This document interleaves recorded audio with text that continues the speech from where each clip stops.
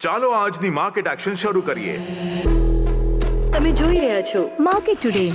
આજે માર્કેટ ઘણું એનર્જેટિક લાગી રહ્યું છે. સેન્સેક્સમાં 500 પોઈન્ટ્સનો વધારો થયો છે. ઇન્વેસ્ટમેન્ટ હાઉસીસ ઘણા ઓપ્ટિમિસ્ટિક લાગી રહ્યા પહેલા છે. 2 કલાકની અસ્થિરતા પછીનું બજાર. સવાલ એ છે કે ક્યારે ખરીદવા જોઈએ. નિફ્ટી લગભગ 100 પોઈન્ટથી વધ્યો છે. બુલ્સે પોતાની વિનિંગ મોમેન્ટમ જાળવી રાખી છે.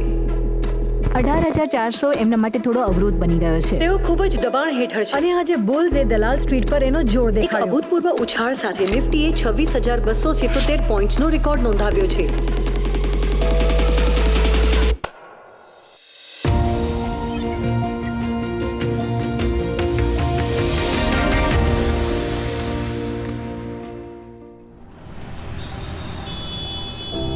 સવારના 9:15 વાગ્યા છે. મુંબઈમાં સૂરજ ઉગતાની સાથે જ ભારતના નાણાકીય એન્જિનનું હૃદય પણ ધબકવા લાગે છે. ભારતનું નેશનલ સ્ટોક એક્સચેન્જ જીવંત થઈ ગયું છે, જે લેવડ દેવડ અને સપનાની એક મધુર ધૂનને જન્મ આપે છે. આ વ્યસ્ત મહાનગરમાં જ્યાં ગગનચુંબી ઇમારતો આકાશને સ્પર્શે છે અને આંખના પલકારામાં જ નસીબ બની જાય છે, આ NSE આર્થિક કૌશલ્યના એક ટોચના પ્રતીક તરીકે ઊભું છે. જ્યાં $5.6 ટ્રિલિયન ની ઇક્વિટીનો વેપાર કરવામાં આવે છે અને દરરોજ $1.8 બિલિયન થી પણ વધુની લેવડ દેવડ થાય છે.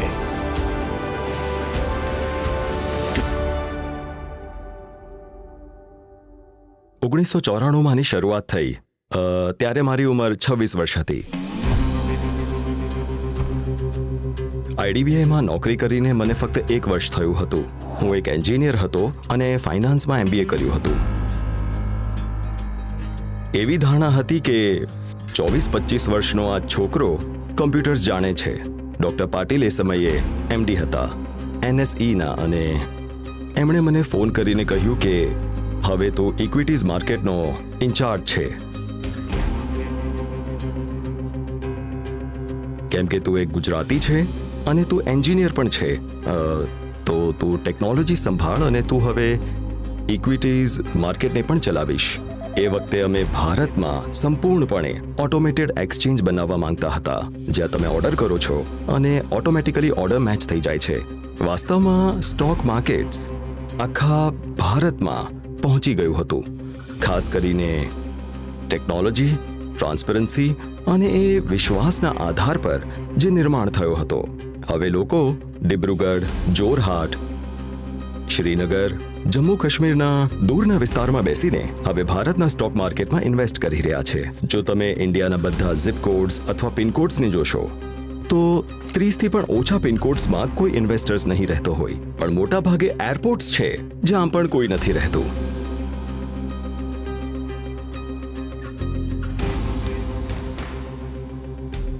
NSEની રચના ખરેખર હાલના સ્ટોક એક્સચેન્જની મુશ્કેલીઓને દૂર કરવા માટે કરવામાં આવી હોવાનું માનવામાં આવતું હતું. NSEની મોટી વાત એ હતી કે આ રાષ્ટ્રીય છે અને આ ઇલેક્ટ્રોનિક છે. કેમ કે આ ઇલેક્ટ્રોનિક છે તો ખરેખર મુંબઈની બહાર રહેનારા, ક્યાંક બીજે રહેનારા લોકો પણ આના પર ટ્રેડિંગ કરી શકે છે. ઇક્વિટી માર્કેટની વાર્તા ગુજરાત સાથે ને મહારાષ્ટ્ર સાથે જોડાયેલી હતી અને અચાનક એ આખા દેશમાં અવેલેબલ છે. દેશના તમામ ભાગમાંથી લોકો સ્ટોક માર્કેટ સાથે જોડાઈ રહ્યા છે, સ્ટોક માર્કેટ્સમાં ઇન્વેસ્ટ કરે છે, અને મને લાગે છે કે એ એક મોટું પરિવર્તન છે. NSEની જે શરૂઆત સ્ટોક એક્સચેન્જીસની એક નવી લહેરની જેમ થઈ, તે ભારતના ફાઇનાન્શિયલ સેક્ટર રિફોર્મનું બહુ જ મહત્વપૂર્ણ પ્રતીક હતું. NSE એક ઘણું વિશ્વસનીય પ્લેટફોર્મ છે. મને લાગે છે કે એમણે જે ટેકનોલોજી ઇન્ફ્રાસ્ટ્રક્ચર બનાવ્યું છે એ કંપનીઝ અને ઇન્વેસ્ટર્સ બંને માટે ટ્રેડ કરવું ઘણું જ સરળ બનાવી દે છે, અને આ અલબત્ત જીવનને સરળ બનાવે છે, તો આ ખૂબ સારી વાત છે. પરંતુ આ વિશ્વ સ્તરીય એક્સચેન્જ પાછળનો ઇતિહાસ શું છે, જેની માર્કેટ કેપ $5.6 ટ્રિલિયન છે? 90ના દાયકાની શરૂઆતમાં અથવા જ્યારે NSEની સ્થાપના થઈ રહી હતી, નાણાકીય રીતે વિશ્વ હમણાં જ ઇરાક અને US વચ્ચેના યુદ્ધમાંથી ઉભર્યું જ હતું, જે 1988-89ની વાત હતી. તો ગલ્ફ વોર, એ બધાથી અમે ઉભરી જ રહ્યા હતા. ક્રૂડ ઓઇલના ભાવમાં થોડો ઘટાડો થયો અને એ $10 પ્રતિ બેરલ થઈ ગયું અને ત્યારે આ બધી બાબતો ઘણી ચિંતાજનક હતી. સોશિયલિસ્ટિક ઇકોનોમીઝની નિષ્ફળતાને કારણે સોવિયત બ્લોક ભાંગી પડ્યું હતું, જેને ઇન્ડિયા પણ ફોલો કરતું હતું, જે સ્પષ્ટ થઈ ગયું હતું. બીજું, કેપિટલિસ્ટિક ઇકોનોમીઝમાં ફાઇનાન્શિયલ માર્કેટ રિફોર્મ્સ સામે આવ્યા. ભારતનો પોલિટિકલ સિનેરિયો ઘણો અનસ્ટેબલ હતો.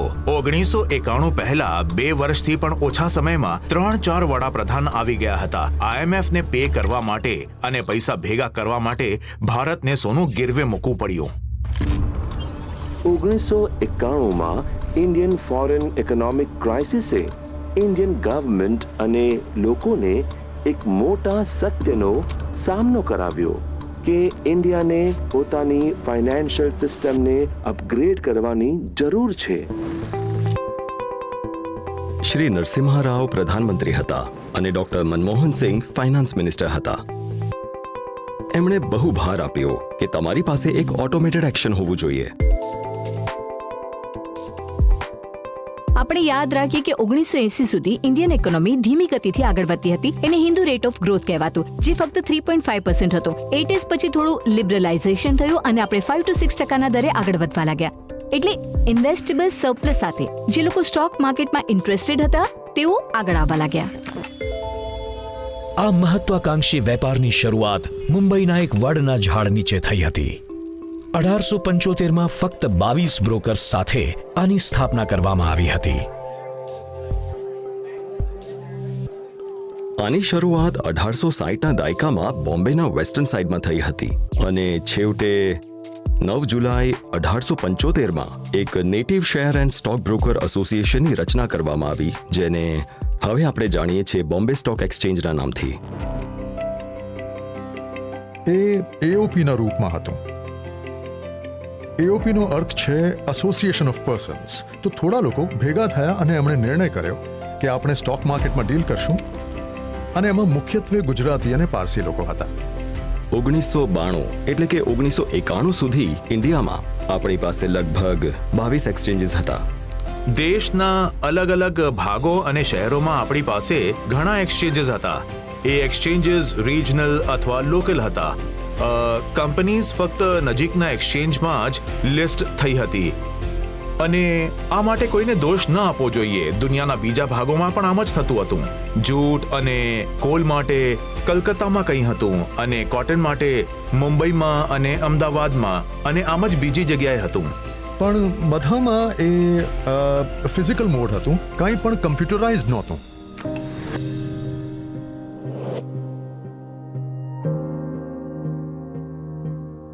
અમે જસ્ટ પોતાનું કરિયર શરૂ કર્યું હતું અને અમે 87માં દુકાન ખોલી અને સબ બ્રોકર બની ગયા.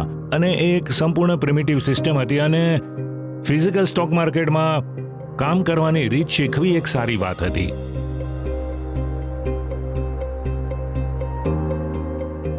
અને એ સમયે તો બુક્સ પણ નહોતી. પણ મેં જે વાંચ્યું હતું મને લાગે છે કે 50s કે 60sમાં અમેરિકામાં જે હતું એની સાથે મેળ ખાતું હતું. બરાબર, એ એક ફિઝિકલ સ્ટોક માર્કેટ હતું.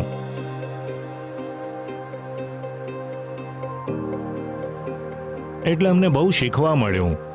અમે જોઈ શકતા હતા કે માર્કેટ ખરેખર કેમ બને છે. હું એક પીઠથી બીજા પીઠમાં જતો હતો અને હું જ્યાં પણ ભીડ હોય ત્યાં જતો હતો.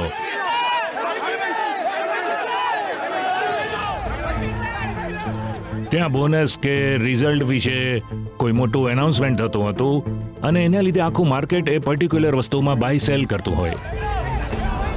ખરીદવા કે વેચવા અને ક્વોન્ટિટી માટે દરેક પ્રકારની સાઇન લેંગ્વેજીસનો ઉપયોગ કરવામાં આવતો હતો અને એવું લાગતું હતું જાણે લોકો એકબીજા સાથે લડતા હોય, પણ હકીકતમાં લડતા ન હોય તો ફક્ત ટ્રાન્ઝેક્શન્સ કરતા હોય અને ઘણી ઉગ્ર બોલાચાલી થતી હોય. લોકો એક્સાઇટેડ હોય. ટ્રેડિંગ ફિઝિકલ થતું હતું અને તમારે રિંગમાં બંને સાઇડ્સ પાસે સોદો લખવાનો હોય. તમારે સોદો ટ્રાન્ઝેક્શન્સ અને ફિઝિકલી લખવાનો હોય અને તમારે ફિઝિકલી સેટલ કરવાનો હોય, કેમ કે બધું પેપર પર જ હતું. જેમ કે ટ્રાન્સફર ડીડ હોય, શેર સર્ટિફિકેટ હોય.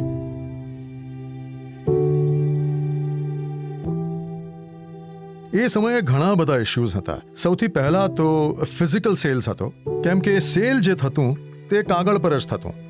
તો હંમેશા એવા ચાન્સીસ રહેતા કે સળગી ગયા શેર, ગુમ થઈ ગયા, ચોરી થઈ ગયા, ફાટી ગયા.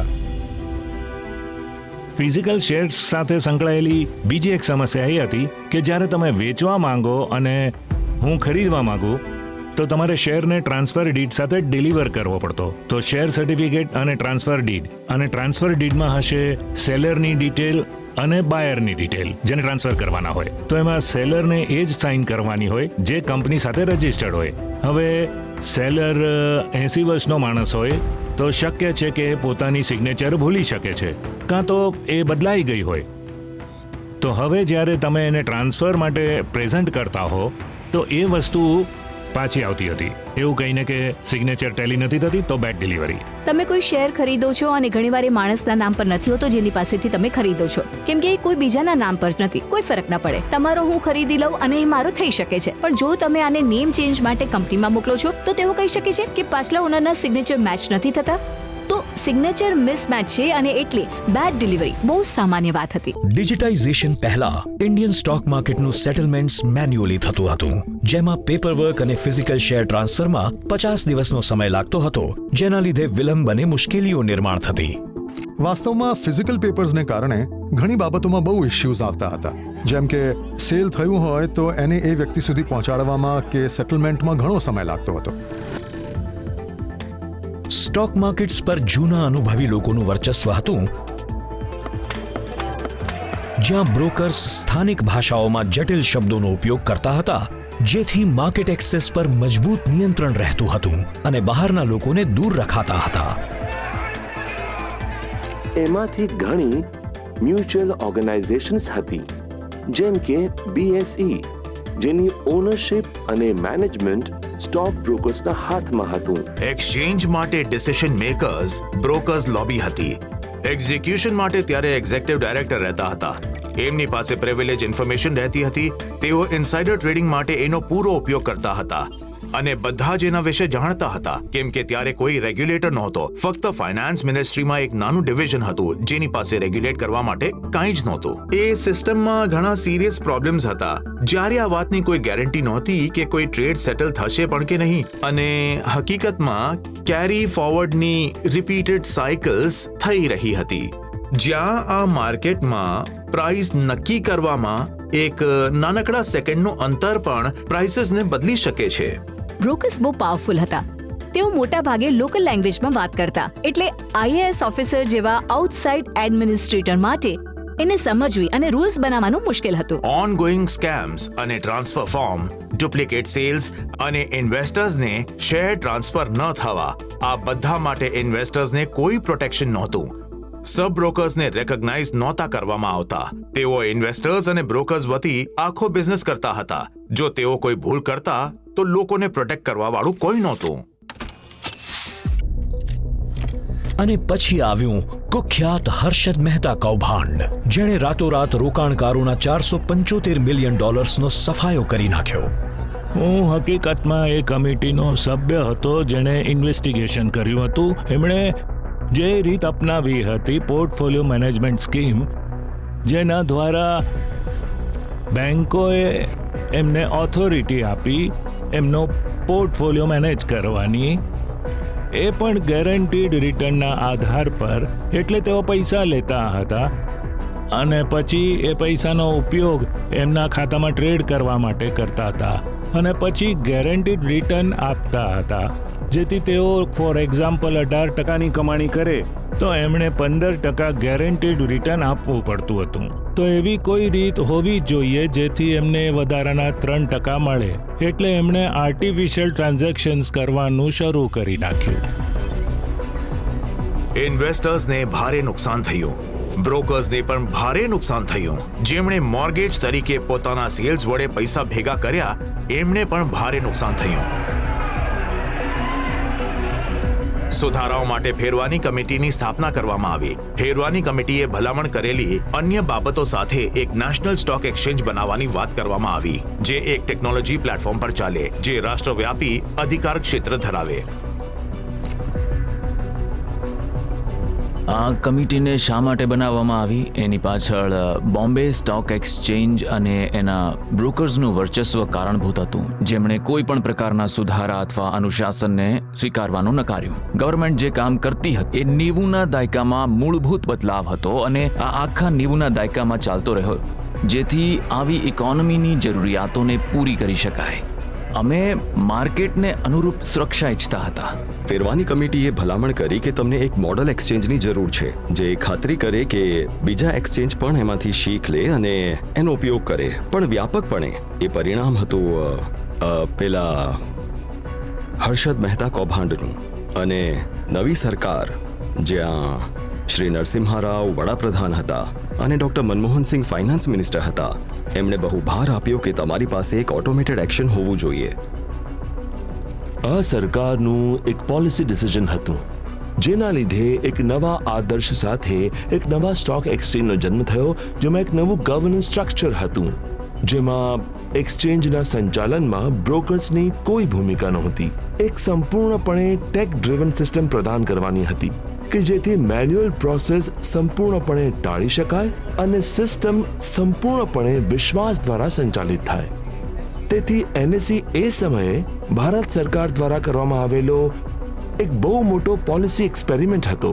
સ્ટોક એક્સચેન્જના ઓનર્સ એ જ લોકો હતા જે ટ્રેડ કરતા હતા. તો તમે ટ્રેડિંગ મેમ્બર્સ અને ઓનર્સને કઈ રીતે અલગ કરશો? આ બધા પ્રોબ્લેમ્સ ત્યારે હતા અને આના માટે જ ફેરવાની કમિટીની રચના થઈ હતી. મિસ્ટર ફેરવાની લગભગ 10 વર્ષથી યુટીઆઈ યુનિટ ટ્રસ્ટ ઓફ ઇન્ડિયાના પ્રમુખ હતા. તો ફેરવાની કમિટીને તમે ખરેખર ફાધર ઓફ એનએસઈ કહી શકો છો. ફેરવાની કમિટીની ભલામણોને પગલે આઈડીબીઆઈને નેશનલ સ્ટોક એક્સચેન્જની સ્થાપનાનું કાર્ય સોંપવામાં આવ્યું, જે સફળ સાહસો રચવાના એના ઇતિહાસમાં વધુ એક સીમાચિહ્ન રૂપ સાબિત થયું. આઈડીબીઆઈને એનએસઈ સેટઅપ કરવાનું કહેવામાં આવ્યું હતું કેમ કે આઈડીબીઆઈ એ સમયે સૌથી મોટી સંસ્થા હતી અને 1976માં આઈડીબીઆઈ એક્ટ હેઠળ સ્થાપિત કરવામાં આવી હતી અને આ આરબીઆઈનું એક ડિવિઝન હતું. પછી આણે બીજી ઘણી સંસ્થાઓને જન્મ આપ્યો, જેમ કે સેબીને આઈડીબીઆઈની ટીમે સ્થાપિત કરી હતી અને આ રીતે એક્ઝિમ બેંક અથવા સિડબી અને બીજી ઘણી બધી સંસ્થાઓ છે, જેના માટે આઈડીબીઆઈ એક પેરેન્ટની જેમ છે. મિસ્ટર નાટકરની જેઓ આઈડીબીઆઈના ચેરમેન હતા, એમણે આર.એચ. પાટીલને આગળ વધવા કહ્યું અને નેશનલ સ્ટોક એક્સચેન્જ સેટઅપ કરવાનું કહ્યું. એમાંથી એક બાબતની કલ્પના એવી કરવામાં આવી કે એને ઇલેક્ટ્રોનિકલી કરવામાં આવે. હવે અહીં મારે એ વ્યક્તિને શ્રેય આપવો જોઈએ જેણે આની કલ્પના કરી હતી. એ હતા ડોક્ટર આર.એચ. પાટીલ, કે જેઓ આઈડીબીઆઈના એમ્પ્લોયી હતા.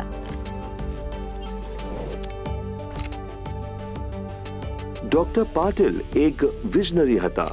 એમણે સ્ટોક માર્કેટ ઇન્ડસ્ટ્રીની બહારથી ઘણા યંગ ટેક પ્રોફેશનલ્સને રિક્રુટ કર્યા અને એમણે ભારતની આઈટી ટેલેન્ટ્સની રિચનેસનો લાભ ઉઠાવ્યો. મને નામ બરાબર યાદ છે, રાઘવન પુત્રન, રવિનારાયણ અને આશિષ ચૌહાણ. આ એ પ્રતિભાશાળી લોકો હતા જે એનએસઈ સ્થાપવા માટે આઈડીબીઆઈમાંથી આવ્યા હતા. મને હજી પણ નેશનલ સ્ટોક એક્સચેન્જ સાથે મારી પહેલી વાતચીત યાદ છે અને ડોક્ટર પાટીલ પાસે એક નાનો રૂમ હતો. હું એમના વિઝનને જોઈને દંગ રહી ગયો અને હું આ વાતથી પણ દંગ રહી ગયો કે એમના મનમાં આ વાતને લઈને કોઈ શંકા નહોતી કે આ કામ નહીં કરે. તમને સમજવું પડશે કે અમે કંઈક એવું કરવાનો પ્રયત્ન કરી રહ્યા હતા જે વિશ્વભરમાં ક્યારે કરવામાં નહોતું આવ્યું. જેમ અમે આગળ વધતા ગયા એમ શીખતા હતા. ડોક્ટર પાટીલને ચિંતા હતી કે તેઓ કોન્સેપ્ટ આપી રહ્યા હતા. અમે શું હાંસલ કરવા માંગીએ છીએ એ વિશે એમનું વિઝન ઘણું સ્પષ્ટ હતું. અમે ઈચ્છતા હતા કે એક ઇલેક્ટ્રોનિક બેઝડ સ્ટોક એક્સચેન્જ હોય અને એ બોમ્બે સ્ટોક એક્સચેન્જ જેવા ટ્રેડિશનલ સ્ટોક એક્સચેન્જથી તદ્દન અલગ હતું. એનએસઈએ ઓટોમેટેડ સ્ક્રીન બેઝડ ટ્રેડિંગના યુગની શરૂઆત કરી. હવે કોઈ હાથના ઇશારાઓ અને રાડો પાડવાના કર્કશ અવાજને નથી સાંભળતું. હવે તેઓ ફક્ત શેર બજારની પારદર્શક લેવડ દેવડને થતી જુએ છે. આ પહેલીવાર છે જ્યારે અમે ઇન્વેસ્ટર્સને એમની કિંમત પોતે નક્કી કરવા માટે સક્ષમ બનાવ્યા. તો અમને સમજાયું કે એક બ્રોકર તરીકે અમે માર્કેટ આર્સ દરમિયાન ટ્રેડને બદલી ન શકવાના કારણે ઘણી બધી તકોને ગુમાવી રહ્યા હતા. હવે ક્લાયન્ટ પોતે ઓર્ડર બદલી શકે છે, તેને એક્ઝિક્યુટ કરી શકે છે, માર્કેટની મૂવમેન્ટ જોઈ શકે છે, અને આ હકીકતમાં ઇન્ડસ્ટ્રી માટે એક રેવોલ્યુશનરી ફેઝ હતો. NSE વિશે જે બાબત મને સ્પર્શી ગઈ એ હતી એની ટ્રાન્સપેરન્સી. એ જ ટ્રાન્સપેરન્સી કલ્ચરને અહીં લઈ આવ્યો હતો અને ઇન્ડિયન કેપિટલ માર્કેટમાં પહેલીવાર રજૂ કરવામાં આવતા નવા કોન્સેપ્ટ્સને સમજાવવાની એક્સેસિબિલિટી અને વિલિંગનેસ જોવા મળી. આ એક તાજી હવાની લહેર જેવું હતું. જ્યારે કોઈ કંપની લિસ્ટ થાય છે તો એને એક્સચેન્જ પર લિસ્ટ થવું પડે છે. કોઈ ઓનલાઈન સિસ્ટમ અસ્તિત્વમાં નહોતી અને કાગળના શેર આપવામાં આવતા હતા અને એમાં જ પ્રોબ્લેમ હતો. પણ હવે એ બધી વસ્તુઓને ડોક્યુમેન્ટ સાથે એક્સચેન્જ પ્લેટફોર્મ પર ફાઇલ કરવી પડે છે. અને જો કોઈ સવાલ છે તો પૂછી શકો છો, લોકોએ સવાલ પૂછી શકે છે, સવાલ ઉઠાવી શકે છે, એક્સચેન્જને અને રેગ્યુલેટરને પણ જાણ કરી શકે છે, અને જેથી એમાં વધુ ક્લેરિટી આવી શકી.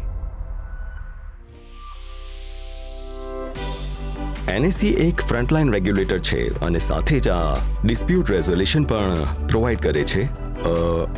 આ ટ્રાન્ઝેક્શન પ્રોસેસિંગ પણ કરે છે, જેમ કે બાઇંગ, સેલિંગ અને બીજી વસ્તુઓ. પણ અમારું મુખ્ય કામ છે રેગ્યુલેશન કરવું અમારા બ્રોકર્સ અને કંપનીઝનું.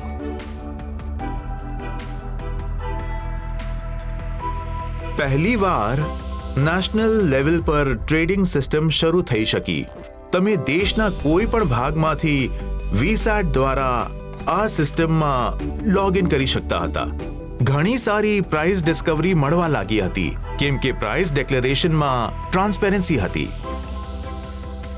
સેટેલાઇટ લિંક્સ જે ઘણી મહત્વપૂર્ણ છે, એણે ઇન્ડિયાના ખૂબ દૂરના શહેરો અને નગરોમાં સ્થિત બ્રોકર્સ અને ઇન્વેસ્ટર્સને એક સિંગલ નેશનલ સ્ટોક માર્કેટમાં સમાવિષ્ટ કરી નાખ્યા હતા. સૌથી મહત્વની વાત હતી કનેક્ટિવિટી. તો છેલ્લા દિવસ સુધી અમને VSATsની પરમિશન લગભગ બધું પતી ગયા પછી મળી હતી. તો એમાં ઘણી બધી વસ્તુઓ એક સાથે મૂકવામાં આવી હતી. તમે ઇન્વેસ્ટર્સ પાસેથી ઓર્ડર કેમ લેશો? તો બ્રોકર્સે ઇન્વેસ્ટર્સનો સંપર્ક કરવો પડતો હતો, જે આ બધું કરવાના હતા. તો લોન્ચ કરવાના છેલ્લા અઠવાડિયામાં આમાંથી ઘણી બાબતોને રીઇન્ફોર્સ કરવામાં આવી. મોક ટેસ્ટિંગ, આ તે.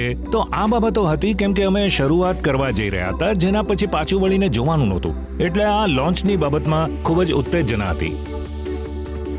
NSE આ પરંપરાગત રસ્તા પર નહોતું ચાલી રહ્યું કે US સિસ્ટમ સારી હશે કે UK સિસ્ટમ સારી હશે. એમણે એ સમયે વિશ્વની મોટાભાગની ટ્રેડિંગ સિસ્ટમ્સનો અભ્યાસ કર્યો અને એમણે એ પસંદ કરી જે ભારતીય પરિસ્થિતિઓ માટે અનુકૂળ હતી. ગ્લોબલ સર્ચ પછી કોસ્ટ અને સોફ્ટવેરના મહત્વને જોતા અમે વિચાર્યું કે અમને જે જોઈતું હતું એ સ્પેશિયલાઇઝ્ડ મશીન સ્ટેટસ, જેને TCAM કહેવામાં આવે છે. TCAM સોફ્ટવેર કંપની એક ન્યુયોર્ક સ્થિત કંપની હતી. એમણે એને એક્સચેન્જીસમાં ઇન્સ્ટોલ કર્યું હતું. મશીન પર કામ કરવા માટે જેને અમે ખરીદવા માંગતા હતા અને આ જાણવા માટે કે સ્થાનિક પરિસ્થિતિઓ પ્રમાણે એને કસ્ટમાઇઝ કર્યા બાદ એ સોફ્ટવેરને મેન્ટેન કરી શકાય કે નહીં, તો આ બધી વાતો ચાલતી હતી. તમામ રિસર્ચ અને પ્લાનિંગ પછી NSE 1994માં નીટ અથવા નેશનલ એક્સચેન્જ ફોર ઓટોમેટેડ ટ્રેડિંગની રજૂઆત કરી. નીટ ઓર્ડર, એક્ઝિક્યુશન મેચ અને સેટલમેન્ટ પ્રોસેસીસને ઓટોમેટ કરે છે. એ માર્કેટમાં સહભાગીઓ માટે એક કુશળ લેવડ-દેવડ, પારદર્શકતા અને એક યુઝર ફ્રેન્ડલી ઇન્ટરફેસ સુનિશ્ચિત કરે છે. સોફ્ટવેરનું નામ છે NEAT, એટલે NSEનું ઇલેક્ટ્રોનિક ઓટોમેટેડ ટ્રેડિંગ. આનું નીટ ટર્મિનલ સર્વર એન્ડ પર નીટ સિસ્ટમથી અલગ છે, જ્યાં અમે ટ્રેડિંગને મેચ કરીએ છીએ. અમે બેઝિકલી એક લાઇન બેઝડ ફ્રેમવર્ક બનાવ્યું હતું, જ્યાં તમને F1 પર બાય, F2 પર સેલ, F5 પર માર્કેટ બાય પ્રાઇસ મળશે અને એ તમને ટોપ 5 બાયઝ, ટોપ 5 સેલ્સ દેખાડવા માટે એક સ્મોલ વિન્ડો ખોલી આપશે. આ ઘણું સિમ્પલ હતું, ઇઝી ટુ યુઝ હતું. એ સ્ક્રીનના અલગ અલગ ખૂણાઓમાં ઘણી બધી વિન્ડોઝ નહીં ખોલે અને મોટા ભાગે લોકોને આની આદત પડી ગઈ અને જ્યારે એકવાર આદત પડી જાય તો લોકોને આ જ બેસ્ટ લાગે છે. એમાં યુઝર્સ માટે ઘણા ફીચર્સ હતા. એને બહુ સરસ રીતે બનાવવામાં આવ્યું હતું. NSE દ્વારા એક મૂળભૂત પ્લેટફોર્મ બનાવવામાં આવ્યું. તો એમાં ઘણા બધા ફીચર્સ છે. ઓરિજિનલ UI જે એમણે 94માં બનાવ્યું હતું એ બહુ જ સારું હતું. યુઝર ઇન્ટરફેસ, એ સમયે અમે ક્યારેય પણ યુઝર ઇન્ટરફેસ શબ્દનો ઉપયોગ નહોતા કરતા, હવે યુઆઈ એક્સપિરિયન્સ કહીએ છીએ. પણ હકીકતમાં એનએસસીનો યુઆઈ એક્સપિરિયન્સ શાનદાર હતો. લોકોનો રસ સતત વધતો જતો હતો. ઇન્વેસ્ટર્સની સંખ્યા વધી રહી હતી તો ટર્નઓવર પણ વધી રહ્યું હતું અને ખરેખર ઓટોમેશનમાં ઘણા ફાયદા હતા, જેમાં સૌથી મોટો હતો ટ્રાન્સપરન્સી, અને ટ્રાન્સપરન્સીથી ભરોસો વધે છે. ટેકનોલોજીએ માત્ર રોકાણકારો માટે જ ટ્રાન્સપેરન્સી નથી લાવી, પણ બેકએન્ડના પણ ઘણા પ્રોબ્લેમ્સને દૂર કર્યા છે. અને સેબી, એનએસઈ અને બીજી એમઆઈઆઈને હંમેશા હાઈ સ્ટેન્ડર્ડ્સ તરફ પુશ કરતી રહે છે, જેનાથી આપણે ટેકનોલોજીનો ઉપયોગ કરીને દુનિયાને વધુ સારી બનાવી શકીએ. પણ એ સમયે ફાઇનાન્સ મિનિસ્ટ્રી અને ડોક્ટર R.H. પાટીલ મળીને એક બીજું કામ કરી રહ્યા હતા. એ હતું શેર્સને ડીમટીરિયલાઇઝ કરવાનું. આ એક બહુ મોટું યોગદાન હતું. ડિપોઝિટરીઝ ઓર્ડિનન્સ નામની એક બાબત હતી. તો આ ડિપોઝિટરીઝ ઓર્ડિનન્સે સુનિશ્ચિત કર્યું કે શેર્સને સેન્ટ્રલી સ્ટોર કરવામાં આવે. પરંતુ હજી પણ ફિઝિકલ સેલ્સથી અટેચમેન્ટ હતું. આ મારા કબાટમાં હોવું જોઈએ, આ મારા બેંકના લોકરમાં હોવું જોઈએ અને આ મારી તિજોરીમાં હોવું જોઈએ, રાઈટ? પરંતુ શેર તો લઈ લીધા, પણ મારું શું થશે? અને હું પોતાને જ કેમ સાબિત કરીશ કે હું જ એનો માલિક છું? ઘણી બધી ચિંતાઓ હતી. ડીમેટ અને ડિપોઝિટરી વિશે અવેરનેસ નિર્માણ કરવામાં આવી કે આ કેમ તમને સેફગાર્ડ કરે છે, અને આજે તમે સિસ્ટમમાં એક પણ શેર ફિઝિકલ ફોર્મમાં ટ્રેડ નહીં કરી શકો. અમે વિચાર્યું હતું કે બધા શેર્સને ડીમટીરિયલાઇઝ કરવામાં ઓછામાં ઓછા 10 વર્ષ લાગશે, જે આ માર્કેટના શેર હોલ્ડર્સને ધ્યાનમાં રાખતા એક રેકોર્ડ છે. તો મને લાગે છે કે અમે દુનિયાને એ દેખાડ્યું કે કંઈ પણ અશક્ય છે જ નહીં. હકીકતમાં સ્ટોક માર્કેટનો વાસ્તવિક વિકાસ એ જ ક્ષણે શરૂ થયો જ્યારે કાગળો સિસ્ટમની બહાર નીકળી ગયા. સેટલમેન્ટની સ્પીડથી લઈને સેટલમેન્ટની એક્યુરેસી ઉપરાંત એણે ઇન્વેસ્ટર્સના ખર્ચા વધારી દીધા. તો આ સ્ટોક માર્કેટમાં ઇન્વેસ્ટ કરવાની બાબતમાં એક જબરદસ્ત ક્રાંતિ હતી. આ ડીમટીરિયલાઇઝેશન અને ઇલેક્ટ્રોનિક ટ્રેડિંગથી થયું એ કે અમે એ બધા માટે દરવાજા ખોલી નાખ્યા હતા જે કોઈ ઇન્ડિયન ઇકોનોમીમાં ઇન્વેસ્ટ કરવા માંગતું હોય કે કોઈ કંપનીમાં ઇન્વેસ્ટ કરવા માંગતું હોય જે એક્સચેન્જીસ પર લિસ્ટેડ હતી.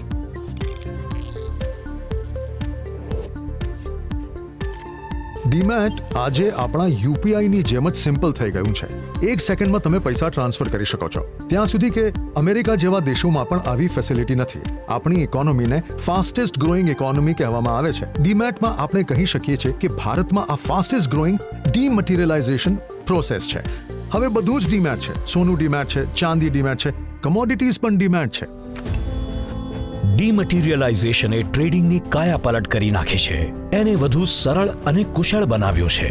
ટ્રેડિંગ પ્રથાઓમાં આ બદલાવોએ બજારને આકાર આપવાનું ચાલુ રાખ્યું છે. જ્યાં નિફ્ટી અને બેંક નિફ્ટી જેવા ખાસ સ્ટોક માર્કેટ ઇન્ડાઇસીસ ઇન્વેસ્ટર્સને બજાર પર નજર રાખવા અને સૂચિત નિર્ણયો લેવામાં મહત્વપૂર્ણ ભૂમિકા નિભાવી રહ્યા છે. એનએસસીએ 3 નવેમ્બર 1994માં ઇક્વિટી શરૂ કરી અને પછી માંગણી થવા લાગી કે એનએસસીનો પોતાનો ઇન્ડેક્સ હોવો જોઈએ, જેમ કે બીએસસીનો સેન્સેક્સ છે. સેન્સેક્સ ઘણો પોપ્યુલર હતો.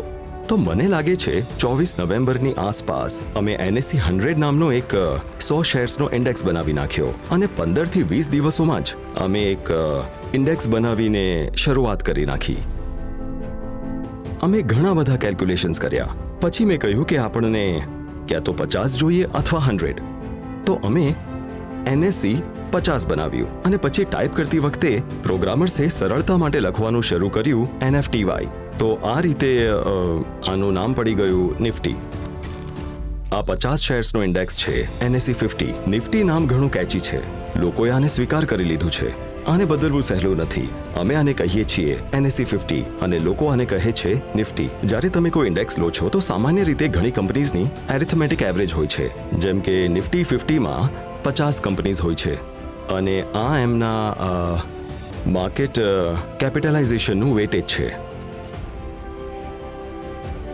નિફ્ટીનું ટ્રેડિંગ વર્ષ 2000માં શરૂ થયું હતું અને એનાથી બરાબર પહેલા સિંગાપોરે નિફ્ટીમાં ટ્રેડિંગ શરૂ કરી નાખ્યું હતું. તો ફોરેનર્સ નિફ્ટીનો ઉપયોગ ઇન્ડિયા માટે એક પ્રોક્સીના રૂપમાં કરી રહ્યા હતા જેથી તેઓ ઇન્ડિયામાં ઇન્વેસ્ટ કરી શકે. એનએસસી નિફ્ટી 50 હકીકતમાં એક ગ્લોબલ બેન્ચમાર્ક ઇન્ડેક્સ બની ગયું અને ઇન્ડાઇસીસનો અર્થ છે ટોપ સ્ટોક્સને આમાં સામેલ કરવા. આ કોઈ પણ દેશની વિકાસની ગતિને પણ દર્શાવી શકે છે.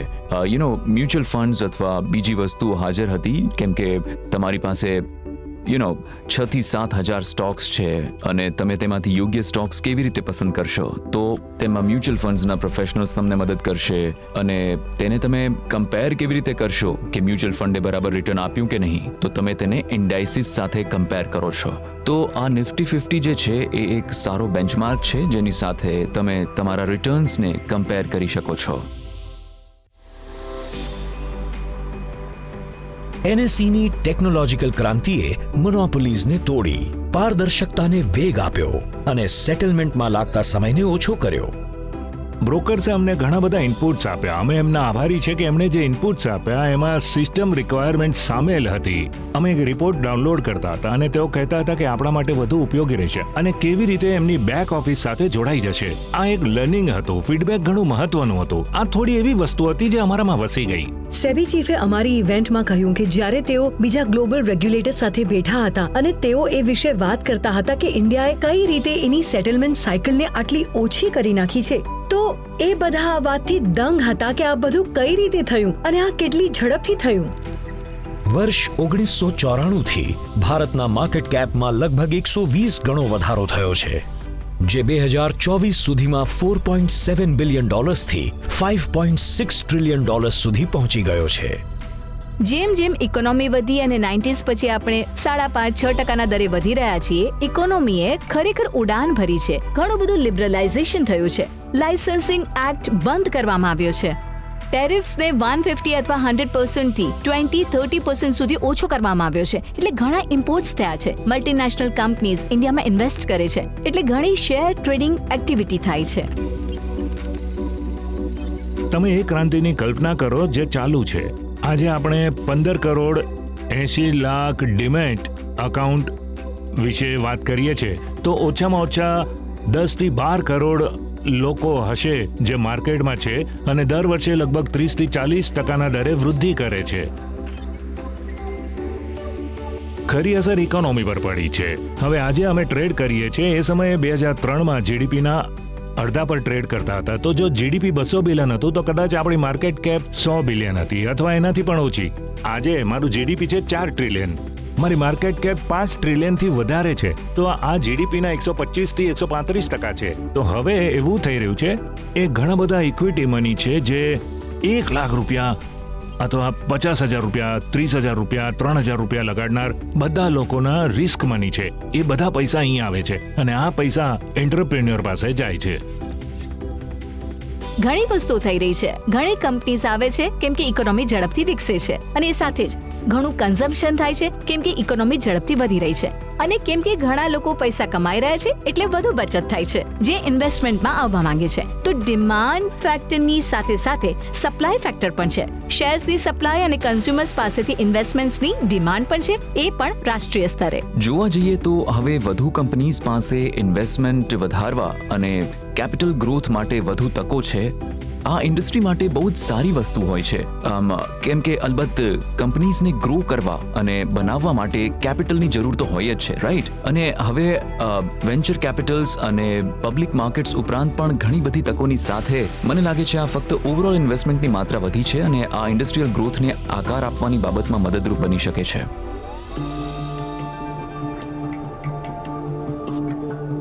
એનએસઈ જેમ આગળ વધે છે એમ એણે આ વાતનું ધ્યાન રાખવું જોઈએ કે એણે ઓપરેશન્સના પહેલા 10 વર્ષોમાં શું કર્યું હતું. એણે કઈ રીતે પોતાના નિર્ણયો લીધા, પોતાની સિસ્ટમને કઈ રીતે અપનાવી. જો તમે અલગ તરી આવવા માંગો છો તો પરવા ન કરો કે તમને કોઈ કોમ્પિટિશનનો સામનો કરવાનો છે કે નહીં, પણ જો તમને અલગ તરી આવવાનું ચાલુ રાખવું હોય તો તમને સતત ટ્રાન્સપેરેન્ટ અને એક્સેસિબલ બનવું પડશે.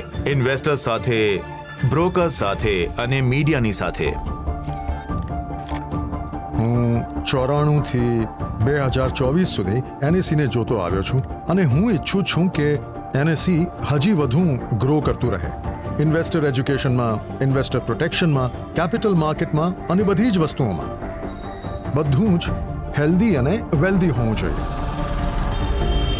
મને ગર્વ છે કે હું એક એવી સંસ્થા સાથે સંકળાયેલો છું કે જે આજે ન્યુયોર્ક સ્ટોક એક્સચેન્જ જેવા કોઈ પણ ઇન્ટરનેશનલ સ્ટોક એક્સચેન્જ સાથે સૌથી મોટી અથવા કમ્પેર કરી શકાય એવી વિશ્વની શ્રેષ્ઠ સંસ્થાઓમાંની એક તરીકે સ્થાન ધરાવે છે.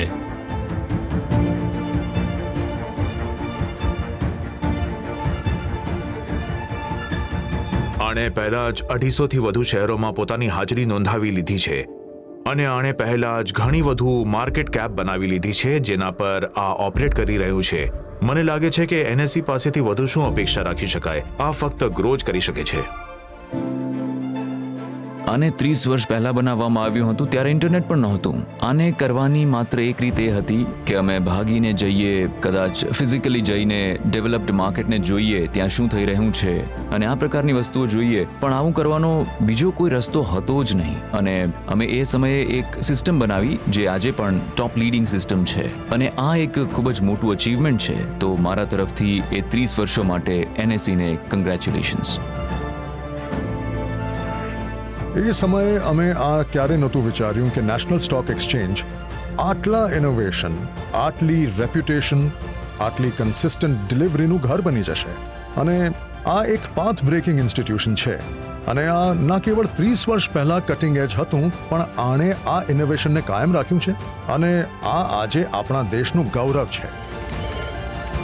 ટેકનોલોજીકલી પાછલા 30 વર્ષોમાં ઇન્ડિયા એક પાયોનિયર રહ્યું છે અને સાથે જ એક થોટ લીડર પણ. તો NSE મેઇન એક્સચેન્જ છે ઇન્ડિયામાં અને એટલા માટે દુનિયામાં થતા બધા ફેરફાર, ભલે એ T+1 હોય અથવા મોબાઈલ અથવા ઇન્ટરનેટ કે કોઈ પણ વસ્તુ હોય જે જોડાયેલી હોય રેગ્યુલેટરી સાથે, ઘણી હદ સુધી ઇન્ડિયા આ બધી વસ્તુઓમાં સૌથી આગળ છે. હું ઇન્ડિયન સિસ્ટમને ફૂલ માર્ક્સ આપીશ કેમ કે ક્યારેક આવનારા પ્રોબ્લેમ્સ છતાંય આ સિસ્ટમે ઝડપથી અને બહુ સારી રીતે કામ કર્યું.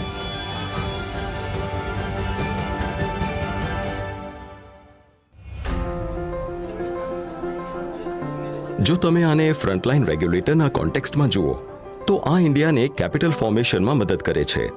હાઉસહોલ્ડ સેવિંગ્સને પ્રોડક્ટિવ ચેનલ એટલે કોર્પોરેટ સુધી જવાની મંજૂરી આપે છે અને આનો મેઇન પર્પસ છે બેસ્ટ રેગ્યુલેશન્સ કરવું. NSE રેગ્યુલેટર, મીડિયા સહિત બધા સ્ટેક હોલ્ડર્સ માટે આ ઇન્શ્યોર કરવું જરૂરી છે કે ગાર્ડરેલ્સ એમની જગ્યા પર છે જેથી પર્યાપ્ત ઇન્ફોર્મેશન હોય, વિશ્વસનીય ઉપયોગ કરવા લાયક ઇન્ફોર્મેશન ઉપલબ્ધ હોય જેથી કોઈ દુર્ઘટના ન થાય. આપણે આ ઇન્શ્યોર કરવું પડશે કે આપણી પાસે એજ્યુકેટેડ અને ઇન્ફોર્મ્ડ ઇન્વેસ્ટર ક્લાસ હોય અને મને લાગે છે જેમ આગળ વધીએ એમ આપણા બધા સ્ટેક હોલ્ડર્સની આ જ મેઇન રિસ્પોન્સિબિલિટી હશે.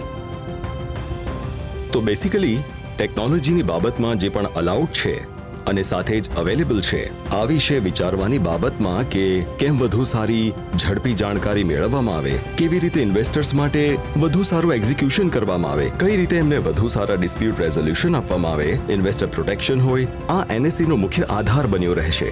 અને જે પણ ટેકનોલોજી ઇમ્પ્લિમેન્ટ કરવી જરૂરી છે અને અવેલેબલ છે NSE એને ઇમ્પ્લિમેન્ટ કરવી પડશે કેમ કે આજે તમે પાછળ રહેવાનું જોખમ ન ઉઠાવી શકો. આપણે આગળ રહેવાનું છે, માર્કેટથી ઘણા પગલા આગળ રહેવું છે અને આપણે લેબ્સમાંથી નીકળતી નવી ટેકનોલોજીસને એક્સપ્લોર કરવાનું ચાલુ રાખવું પડશે. ભલે ક્વોન્ટમ કમ્પ્યુટર્સ હોય, આર્ટિફિશિયલ ઇન્ટેલિજન્સ હોય કે કંઈ પણ હોય, આપણે આમાં બધા કરતા આગળ રહેવું પડશે. NSEની એક ટેકનિકલ ક્ષમતા છે જેણે આને ઇન્ડિયામાં સતત નવા પ્રોડક્ટ્સ ઇન્ટ્રોડ્યુસ કરવા માટે સક્ષમ બનાવ્યું. આમાં સામેલ છે અલગ અલગ માર્કેટ ઇન્ડેક્સ, ફ્યુચર ઓપ્શન્સ અને એક્સચેન્જ ટ્રેડેડ ફંડ્સ એટલે ETFs. સ્ટોક માર્કેટ જ એક એવો રસ્તો હશે જેના દ્વારા ઇન્ડિયા ગ્રો કરશે કેમ કે લોકોની કમાણી વધશે એ સાથે જ બચત કરવાવાળાની સંખ્યા પણ વધશે.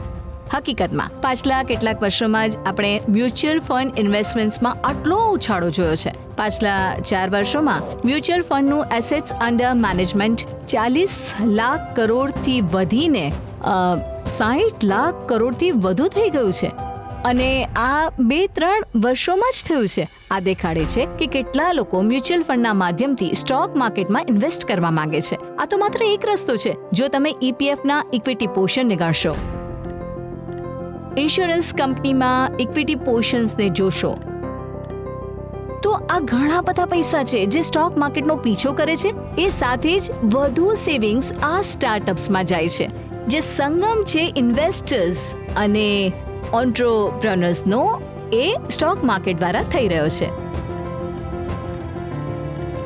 અમે લિસ્ટિંગ્સનો એક યુગ જોયો છે. અલબત્ત એમાંથી ઘણા વેલ્થ ક્રિએટર્સ બની ગયા છે,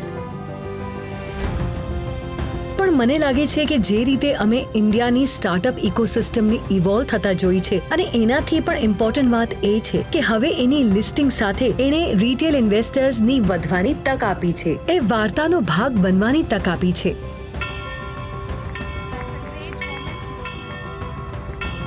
મને લાગે છે રિટેલ ઇન્વેસ્ટર્સ પાસે બ્રાન્ડ્સમાં ઇન્વેસ્ટ કરવાની હવે યોગ્ય ઓપોર્ચ્યુનિટીઝ અને મલ્ટિપલ ઓપોર્ચ્યુનિટીઝ છે, જે ન કેવળ પોતાના માટે વેલ્યુ ક્રિએટ કરે છે, પણ હકીકતમાં દેશ માટે પણ વેલ્યુ ક્રિએટ કરે છે. નેશનલ સ્ટોક એક્સચેન્જના બનવાથી ઇન્ડિયન કંપનીઝને ઇન્ડિયન કેપિટલ માર્કેટમાં આઈપીઓઝ દ્વારા અને પછી ક્યુઆઈપીઝ અને પછી ઇન્ડિયામાં આવેલા બીજા પ્રોડક્ટ્સ દ્વારા કેપિટલ ભેગું કરવા માટે નવા રસ્તાઓ મળ્યા. જો તમને લાગે છે કે પાછલા 20 વર્ષોમાં આ ઇન્ડિયન ગ્રોથ લગભગ 6.5% રહ્યો છે, જે ગ્રોથનો એવરેજ એન્યુઅલ રેટ છે, ઘણા લોકો શરત લગાડશે કે આવનાર થોડા વર્ષોમાં આ 7%ના દરે વધશે. હકીકતમાં છેલ્લા 3 વર્ષોમાં જ એવરેજ 8% રહી છે, તો અપેક્ષા ઓછામાં ઓછી 7%ની છે, જેથી વધુ ઓન્ટરપ્રેન્યોર્સ આવશે, વધુ સેવર્સ આવશે. ઇન્ડિયન ઇકોનોમિક ગ્રોથનું ભવિષ્ય સંપૂર્ણ રીતે સ્ટોક એક્સચેન્જીસના ગ્રોથ પર નિર્ભર કરે છે. એનએસસીના નજીકના ભવિષ્ય વિશે કોઈ શંકા નથી. એ સતત વિકસિત થતું જ રહેશે, પણ આના માટે ઓર્ગેનાઇઝેશનલ ડેવલપમેન્ટ્સ, ટેકનોલોજી ડેવલપમેન્ટ્સ અને પોલિસી ડેવલપમેન્ટ્સની ઘણી જરૂર પડશે. આ બધું ગ્લોબલ ફાઇનાન્શિયલ લેન્ડસ્કેપમાં જે થઈ રહ્યું છે એને સુસંગત થશે. ફેરનેસ, એફિશિયન્સી, ટ્રાન્સપરન્સી, આ ત્રણેય વસ્તુઓ બેસિકલી એનએસસીના અસ્તિત્વનું કેન્દ્ર રહી છે. આ એ જગ્યા છે જ્યાં ઇન્ડિયા પોતાના પર ભરોસો કરે છે. આ એ જગ્યા છે જ્યાં ઇન્ડિયા વેલ્થ કમાય છે. આ એ જગ્યા છે જ્યાં ઇન્ડિયા કેપિટલ બનાવે છે, કેપિટલ ફોર્મેશન. અને આ જગ્યા જે છે આપણું એનએસસી, આને આ એન્શ્યોર કરવું પડે છે કે ઇન્વેસ્ટર્સનો ભરોસો સૌથી વધુ ઇમ્પોર્ટન્ટ છે. ટ્રસ્ટ, ટીમવર્ક, ઓનરશિપ અને કસ્ટમર ફ્રેન્ડલીનેસ, રેગ્યુલેટરી અવેરનેસ, આ વસ્તુઓ હંમેશા તમારા માટે ફાયદાકારક રહેશે. છેવટે આ એક ફેસિલિટી છે, તમારા પાર્ટનર્સની સાથે લઈને ચાલો. આ એક યુથ સક્સેસ છે. મને કોઈ અવરોધો નથી દેખાતા. મને લાગે છે આગળ વધતું જ રહેશે. જો તમે શરત લગાડી રહ્યા છો કે આ ફાસ્ટેસ્ટ ગ્રોઈંગ લાર્જ ઇકોનોમી છે અને ઘણા વર્ષો સુધી ફાસ્ટેસ્ટ ગ્રોઈંગ લાર્જ ઇકોનોમી બની રહેશે, તો તમે શરત લગાડી શકો છો કે સ્ટોક એક્સચેન્જીસ એનું માધ્યમ બની રહેશે અને એનએસસી એનું લીડિંગ સ્ટોક એક્સચેન્જ રહેશે. લાગે છે આનું ભવિષ્ય બહુ બ્રાઇટ છે. આ ગોલ પ્રાપ્ત કરવા માટે 5 ટ્રિલિયનની ઇકોનોમી બનાવવા માટે એનએસસી જેવા ઇન્સ્ટિટ્યુશન્સની ભૂમિકા વધુ મહત્વની બનતી જાય છે. આપની ભૂમિકા વિના વિકસિત ભારત સંભવ નથી. મારા તરફથી હાર્દિક અભિનંદન નેશનલ સ્ટોક એક્સચેન્જને એમની 30મી વર્ષગાંઠ પર. હું એનએસસીને સફળતા, નેતૃત્વ અને ઉત્કૃષ્ટતાના અનેક દાયકાઓની શુભેચ્છા આપું છું. હું એનએસસીને 30 અસાધારણ વર્ષો પૂરા કરવા માટે અભિનંદન આપવા માંગુ છું. એમણે લોકોની આ માર્કેટમાં ઇન્વેસ્ટ કરવાની રીતમાં ક્રાંતિકારી ફેરફાર કર્યા છે અને મને લાગે છે કે એમણે બહુ સારું કામ કર્યું છે. ભારતને આ કક્ષાએ લાવવા માટે છેલ્લા 30 વર્ષોમાં એનએસસીએ જે ભૂમિકા ભજવેલી છે એના માટે અભિનંદન આપું છું. અને એ પણ સુનિશ્ચિત કરીશ કે આગામી 30 વર્ષોમાં આપણે એવી જગ્યાએ જશું જેની આજે આપણે કલ્પના પણ નથી કરતા. મને ખાતરી છે કે એ વિશ્વભરમાં ભારતના વિકાસમાં મોટી ભૂમિકા ભજવશે. મારો સંદેશ ફક્ત આ જ રહેશે કે સતત આગળ વધતા રહો. તેમજ ફાઉન્ડર્સ મિસ્ટર નટકરની અને ડોક્ટર આર.એચ. પાટીલ અને એમની ટીમના વિઝનને કાયમ રાખો. હવે સમય આવી ગયો છે કે એનએસસી ઇન્ડિયાને ફાઇનાન્શિયલ સર્વિસીસ સ્પેસમાં નાટકીય રીતે નેક્સ્ટ લેવલ પર લઈ જવા વિશે વિચારે. એનએસસી છેલ્લા 30 વર્ષમાં ભજવેલી ભૂમિકા માટે હું તમને અભિનંદન આપું છું. એનએસસી ઇન્ડિયાનું ગૌરવ છે. આ નેશનલ સ્ટોક એક્સચેન્જના બધા એમ્પ્લોઈઝ અને લીડરશિપ ટીમ માટે મારો એક સુંદર હાર્દિક સંદેશ છે. તમે એક એવી સંસ્થાનો ભાગ છો જે આ દેશનું અભિમાન છે. અને તમે નેશનલ સ્ટોક એક્સચેન્જને ત્યાં પહોંચાડ્યું છે જ્યાં આ દેશનું ગૌરવ છે, આ દુનિયાનું ગૌરવ છે. અને હું પર્સનલી પાછલા 30 વર્ષોથી તમારી સાથે કામ કરીને બહુ ગર્વ અનુભવું છું. 30ની ઉંમર એક યુવાન ઉંમર હોય છે, રોમાંચક ઉંમર હોય છે. અને જો તમે 100 વર્ષના પ્રવાસની વાત કરો તો કદાચ આ પ્રવાસની શરૂઆત માત્ર છે. મારા હિસાબે આ ઉંમરમાં તમે મેચ્યોર રહો છો અને મને લાગે છે કે કોઈ પણ આ જ કહેશે કે એનએસઈ મેચ્યોર થઈ ગયું છે. નવેમ્બર 2024માં એનએસઈ એના ઓપરેશન્સના 30 વર્ષ પૂરા કરી રહ્યું છે. 30 વર્ષોમાં એનએસઈ આ દેશની સૌથી મોટી સંસ્થાઓમાંનું એક બની ગયું છે. એનએસઈ ઇન્ડિયાને એ ગ્રોથ આપવામાં, એ વેલ્થ બનાવવામાં અને એ રાષ્ટ્ર બનવામાં મદદ કરશે જે દેશ બનવા માંગે છે.